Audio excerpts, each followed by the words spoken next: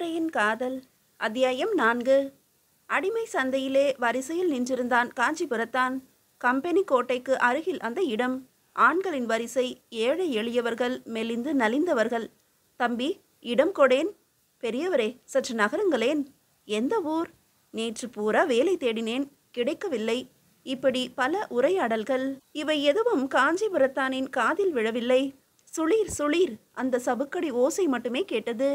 இதே நேரத்தில் தாமரை எங்கே இருப்பாள்? பெரிய பெத்துவின் மாளிகையில் கட்டுண்டு கிடக்கிறாளோ? கசேடி விடுதிக்கு மீண்டும் அனுப்பியிருப்பார்களோ? பொன்னான மேனி புண்ணாகி கொண்டிருக்குமோ? நீண்டு கிடந்தது கடற்கரை. தொலைவிலே கம்பெனியார் கோட்டையின் பெரிய வாசலில் அங்காடி. சிவப்பு கோட்டு அணிந்த கம்பெனியார் பற்பல பண்டங்களை வாங்கி கொண்டிருக்கிறார்கள். கம்பெனியாருக்கு போட்டியாக முளைத்துள்ள தனிப்பட்ட பரங்கியரும் அங்கேதான் வாங்குகிறார்கள். இவர்கள் அணி ஒரு பக்கம், துணியையும் மணியையும் தானியத்தையும் பொன்னையும் கொண்டு வந்து விற்போரின் அணி மறுபக்கம். போர்தான். மூளைக்கும் மூளைக்கும் போர். ஆசைக்கும் மோசடிக்கும் போர். காசுக்கும் சாமர்த்தியத்துக்கும் போர். மனிதனை மனிதன் ஆழம் பார்க்கும் மகா தொன்மையான வியாபார போர். அங்கே பண்டக சந்தை. காஞ்சிபுரத்தான் நின்றிருந்தது மனித சந்தை. அருகில் நின்றிருந்தவன் காஞ்சி இளைஞனின் விழாவில் இடித்தான்.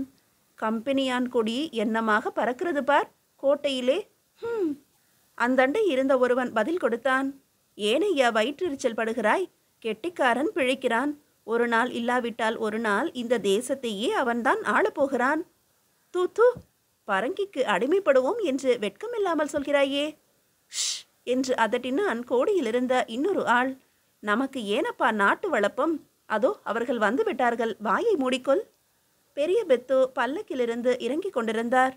சரிகை தலைப்பாகை, முழங்காலுக்கும் கீழே தொங்கும் நீண்ட அங்கி, கழுத்தில் இரத்தின மாலைகள், முறுக்கிவிடப்பட்ட மீசை.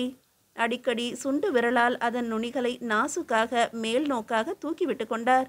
பாலிலும் நெய்யிலும் வளர்ந்த சிவந்த மேனி. ஆனால் கண்ணில் தந்திரக்காரனின் மினுமினுப்பு.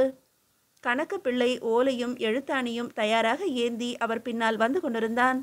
இரண்டாவது பல்லக்கு இறங்கியது. அவள் யார் என்று காஞ்சிபுரத்தான் கேட்டான். பல் இடுக்கில் மிஞ்சி இருந்த ஒரு ரோஜா துமியை துப்பிவிட்டு. தம்பி, நீ ஆபத்தான ஆள்தான். நகரு நகரு, வேறிடம் பார். ஏன்? அவள் என்கிறாயே பின்னே. அவர்கள்தான் பெரிய பெத்துவின் ஒரே மகள். பெயர் தெய்வநாயகி. தாமரை என்பதுதான் அழகான பெயர். உனக்கு பிறந்தால் நீ வைத்து கொள்ளலாம். இப்போது வாயை சற்று மூடிக்கொள்ளப்பா. பெண்களின் வரிசையை பார்க்க தெய்வநாயகி போய்விட்டாள். அந்த பக்கம் கண்ணை உயர்த்தவே காஞ்சிபுரத்தானுக்கு கூசியது. மானத்தை காக்கவும் வழியற்ற சகோதரிகள், தாய்மார்கள். வயிற்றுக்கு சாப்பாடு நிறைந்துவிடும், வெயிலுக்கு கூரை வந்துவிடும், இடுப்புக்கு துணி குடித்துவிடும். ஆனால் அந்த நீண்ட சவுக்கு, மனித இரத்தத்துக்காக நாக்கை தொங்க போட்டுக்கொண்டு காத்திருக்கும் கசை, அந்த பயங்கரங்களை அறியாத அப்பாவிகள். பாவம் அந்த பெண்கள்.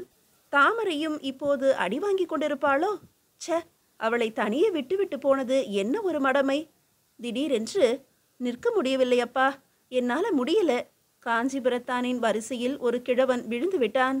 எலும்பெடுத்த கால்கள் தோய்ந்து சுருண்டு விழுந்தான். தண்ணி தண்ணி கூட இல்லையே. பல்லக்கு தூக்கிகளில் ஒருவன் அட்டகாசமாக சிரித்தான். ஏன் இந்த வயதில் பொய் சொல்கிறாய் கிழவா?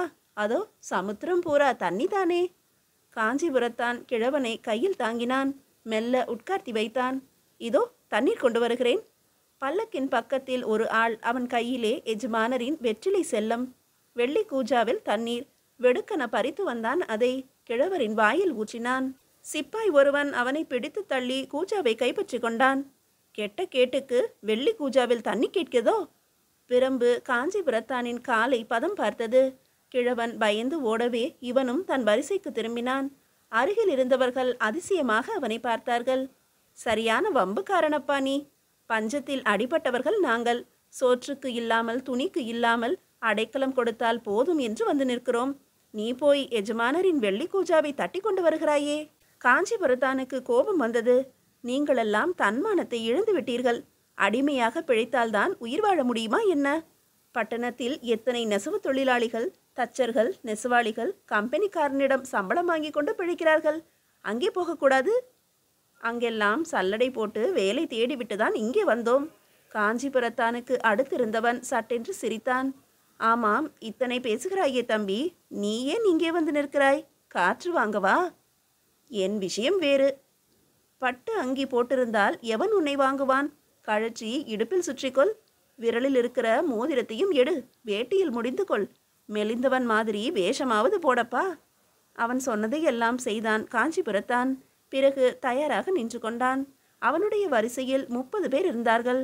மூன்றாவதாக நின்றிருந்தான் அவன். பெரிய பெத்து அதிகம் பேசாதவர். எட்டத்தில் நின்று கொண்டார். வெள்ளி பூன் போட்ட நீளமான பிரம்பினால் அடிமைகளின் மோவாயை நிமிர்த்தி பார்த்தார். உள்ளங்கையை விரிக்க சொன்னார். பிரம்பின் நுனியில் நகங்களின் இடுக்கை பார்த்தார். சிலரை ஓடச் சொன்னார், சிலரை ஆடச் சொன்னார், சிலரின் இமைகளை விளக்கினார். பிரம்பினாலேயே அவர் என்று தலையசைத்ததும் ஊர் பெயர்களை குறித்து கொண்டார் கணக்கப்பிள்ளை.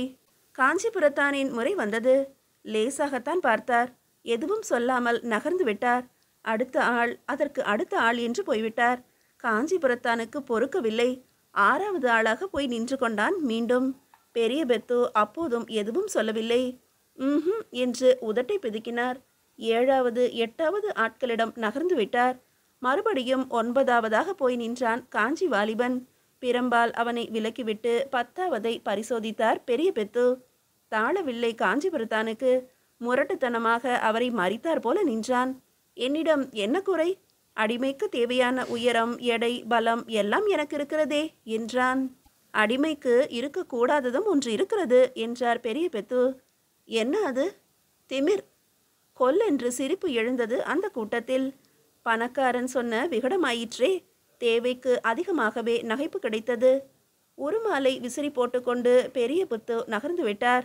விஸ்ஸென்று விசிறிய பீதாம்பரத்தில் அத்தர் ஜவ்வாதின் அருமையான மனம். ஆனால் ஒரே ஒரு வினாடிதான். அடிமைகளின் வியர்வை நாற்றத்தில் அது புறமுதுகிட்டு ஓடி மறைந்தது. பெரிய பத்து ஏறி வந்த பல்லக்கு காஞ்சிபுரத்தானின் கண்களில் பட்டது. குட்டி யானை போல கனம், தேரை போல அலங்காரம். விதானமும் கதவுகளும் இரும்பிலை செய்த கோட்டைகள் போல இருந்தன. காஞ்சிபுரத்தான் அலட்சியமாக இரு கையாலையும் அதை தூக்கினான்.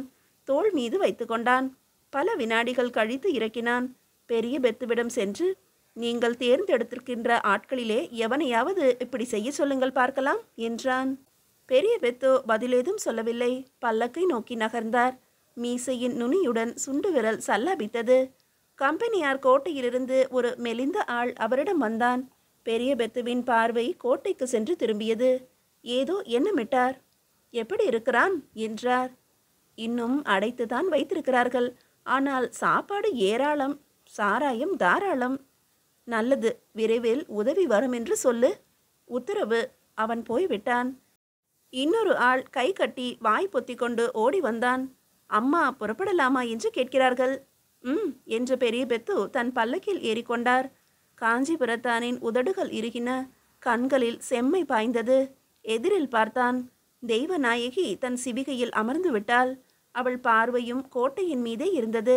பல்லக்கு தூக்கிகள் சிவிகையை தூக்கும் சமயம் காஞ்சிபுரத்தான் சரேல் என்று பாய்ந்தான் முன்னே. சிவிகையை ஒரே எட்டில் அடைந்தான்.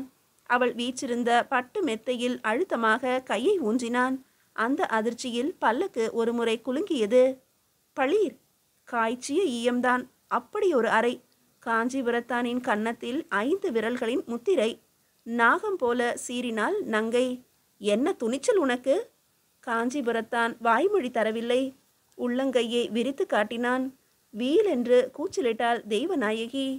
சிரித்து கொண்டே அவளுடைய பல்லக்கில் பிடித்த எதையோ வீசி எறிந்தான் அவன். நண்டு ஒன்று குடுகுடுவென்று ஓடியது. கூச்சலை கேட்டு பதறி வந்தார் தந்தை. என்னம்மா தெய்வநாயகி, என்ன நேரிட்டது? ஒன்றுமில்லையப்பா, இவன் என்னை காப்பாற்றினான். இந்த சோம்பேறியா? பெரிய பெத்து சிரித்தார். அவனது சிவந்த கன்னத்தின் மீது தெய்வநாயகியின் ஓரக்கண் ஓடிற்று. மெல்ல தலை குனிந்தாள். தெரியாமல் செய்துவிட்டேன் என்றால் மெல்ல. தெரிந்தும் ஒன்று செய்து விடுங்கள், சரியாகிவிடும். காஞ்சிபுரத்தான் புன்னகை செய்தான். என்ன வேண்டும்? தெய்வநாயகி வினவினாள். தங்கள் மாளிகையில் அடிமை பிழைப்பை தான் யாசிக்கிறேன். தெய்வநாயகி நிமிர்ந்தாள். சேர்த்து கொள்ளுங்கள் என்றாள் கணக்கு பிள்ளையிடம். உனக்கு தெரியாது தெய்வநாயகி, குறுக்கிட்டார் பெரிய பெத்து. இவன் சுத்த மேனி மினுக்கு. தீனிதான் செலவழியும், உடம்பு வணங்காது. பார்க்கலாமே அப்பா. அவள் கண் அசைந்தது. பல்லக்கு எழுந்து புறப்பட்டது.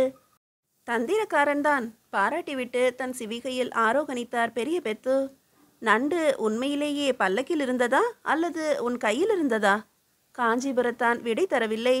தேர்ந்தெடுக்கப்பட்ட அடிமைகளின் கூட்டத்தில் கலந்து விட்டான். சத்திரத்துக்கு செல்ல வேண்டும். அடிமைகளை அங்கே பதிவு செய்வார்கள். ஒரு அடிமைக்கு ₹1/2 கட்டணம். பெரிய பெத்துவின் மாளிகை. சுதந்திர புருஷனாக உள்ளே நுழைய முடியாத இடம் அடிமைக்கு வழிவிட்டது. வேகமாக நுழைந்தவனை ஒரு சேவகனின் கரம் தடுத்தது.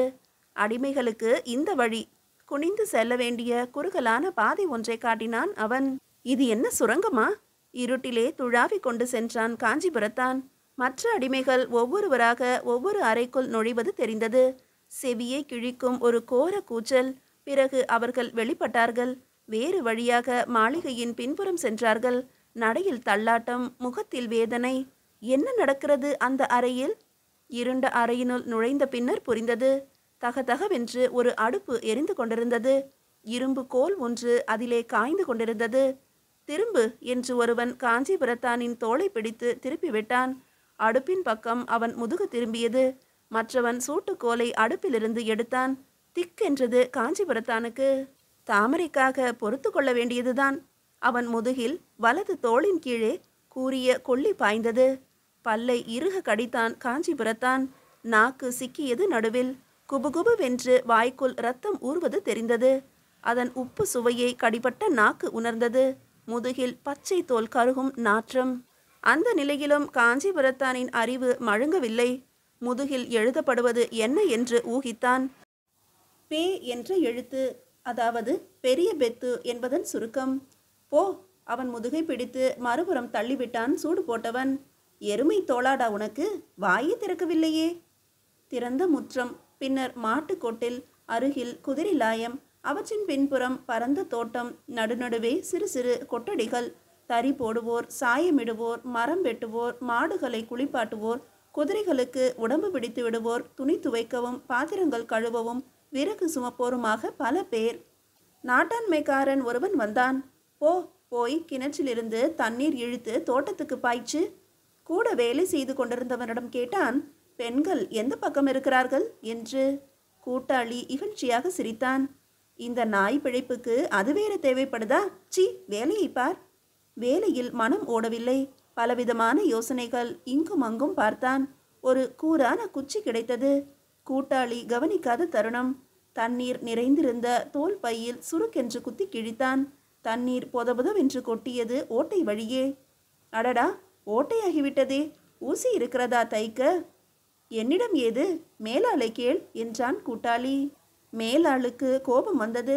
நான் என்ன பெண் பிள்ளையா ஊசி வைத்திருக்க? அந்த பக்கம் போய் கேள். அதற்காகத்தான் கேட்டேன் என்று தனக்குள் சொல்லிக்கொண்டான் காஞ்சிபுரத்தான். கை காட்டிய இடத்துக்கு தாவினான். எதிர்பார்த்தபடியே பெண் அடிமைகளின் கூட்டம் இருந்தது மாளிகையின் மறுபுறத்தில். நெல் மூட்டைகளை பிரிப்பதும் குவிப்பதும் குத்துவதும் புடைப்பதும் அளப்பதும் கட்டுவதும் அவர்களின் வேலை. தனியே வந்த ஒரு கிழவியிடம் விசாரித்தான். தாமரை என்று இங்கே ஒருத்தி. குழி விழுந்த கண்களிலே நீர் திரண்டது. சாட்டையடி விடுதிக்கு அதை கொண்டு போனார்களப்பா. எந்த பாவியோ அதை கடத்தி போய்விட்டானாமே. தம்பி, நல்ல பொண்ணு. நீ அதுக்கு உறவுக்காரனா? பாட்டி, அவளைத்தான் மறுபடி இங்கேயே பிடித்து கொண்டு வந்து விட்டார்களே. இல்லையே தம்பி, யார் சொன்னது? இங்கே தாமரை வரவில்லையே. நிச்சயமாக தெரியுமா பாட்டி? சாமி சத்தியமா சொல்றேன் தம்பி. அது இங்கே இருந்தா நான் இப்படி கண்ணாலே தண்ணி விடுவேனா?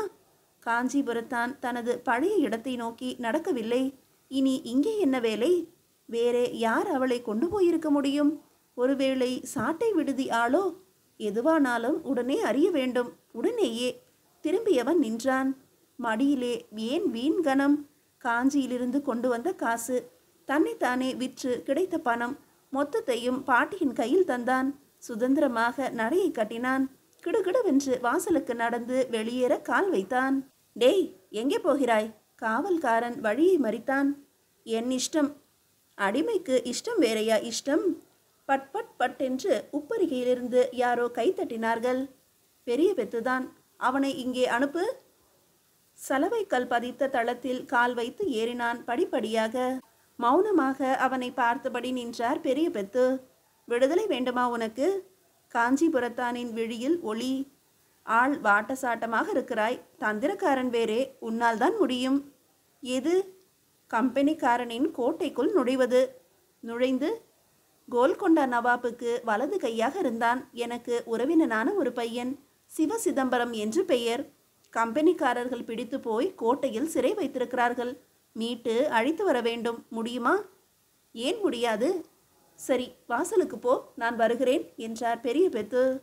மாளிகையின் நடுமத்தியை தாண்டிய சமயம் பட்டு திரையின் பின்னாலிருந்து ஒரு கை சொடுக்கல். மெல்லிய துணியின் பின்னே தெய்வ நாயகியின் அழகிய உருவம். வா இப்படி என்று அழைத்தாள் அவள். விடுதலை வேண்டுமா? ஆமாம். என்னை கேட்டிருந்தால் கொடுத்திருப்பேனே. ஏன்? நீ ஒரு உதவி செய்தால் போதும். என்ன? தெய்வ நாயகியின் குரல் தாழ்ந்தது. கம்பெனிக்காரனின் கோட்டைக்குள் நுழைய வேண்டும். சிரிப்பை அடக்கி கொண்டான். நுழைந்து, எங்கள் உறவினர் சிவசிதம்பரம் என்று பெயர், சிறைப்பட்டிருக்கிறார். தன்னை மறந்து கேட்டுவிட்டான் காஞ்சிபுரத்தான். மீட்டு கொண்டு வர வேண்டுமா அவரை என்று. அதுதான் இல்லை. தெய்வ நாயகியின் குரல் ரகசியமாயிற்று. அவரை கழுத்தை சீவுவது போல சாடை காட்டினாள். அது முடியாவிட்டால் கையையும் காலையும் வெட்டுவது போல சாடை காட்டினாள். என்ன செய்வாயோ, இங்கே அந்த ஆள் வராதபடி செய்துவிட்டால் அது போதும் என்றாள் தெய்வநாயகி. மீதியை அடுத்த அத்தியாயத்தில் காணலாம்.